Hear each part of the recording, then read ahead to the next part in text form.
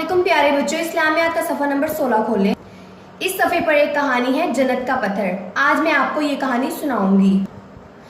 प्यारे बच्चों, एक दिन नमाज के बाद कुछ बच्चे इमाम साहब के पास आकर बैठ गए। इमाम साहब बच्चों से बोले, प्यारे बच्चों, आपको मालूम है इस्लाम के कितने अरकान हैं?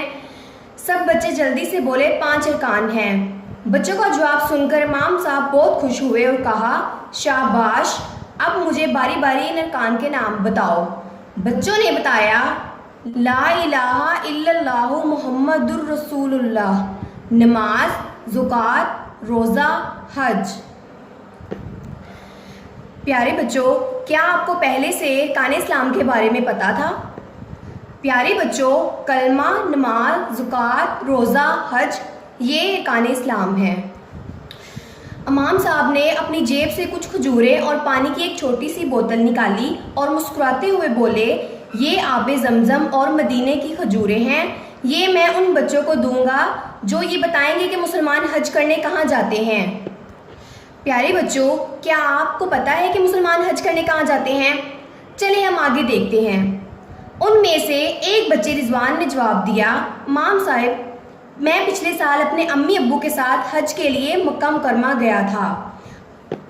जी तो प्यारे बच्चों, हज करने के लिए मुसलमान मक्का मुकरमा जाते हैं। वहाँ अल्लाह का घर खाना काबा है। खाना काबा को बहुत पहले अल्लाह के नबी हज़रत इब्राहीम अलैहिस्सलाम ने तामीर किया था। वहाँ हम सब ने खाना काबा के चारों तरफ घूमकर खाना काबा का तवाफ़ किया और जन्नत के पत्थर को चूमा। जन्नत के पत्थर का नाम हजरे अस्वद है। प्यारे बच्चों, क्या आपको पता है कि खाना काबा को किसने तामीर किया था? जी हाँ, अल्लाह के नबी हज़रत इब्राहीम अलैहिस्सलाम ने तामीर किया था। खाना काबा में हमने आबे ज़मज़म भी पिया था।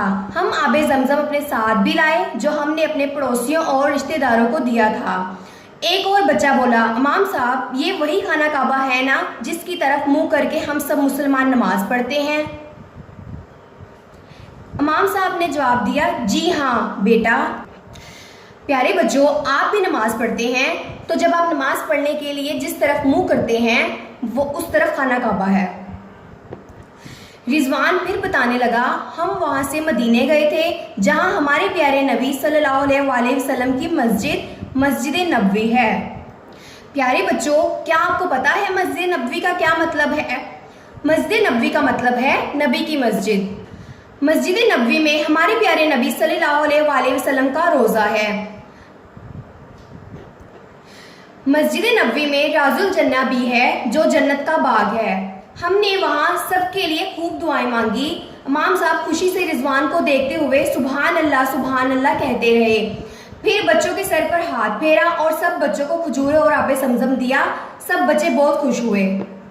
प्यारे बच्चों, आज जो मैंने आपको कहानी सुनाई है जन्नत का पत्थर, आगे सबक में हम इसके बारे में सवाल जवाब पढ़ेंगे और उन्हें ज़ुबानी याद करेंगे। अल्लाह हाफिज़।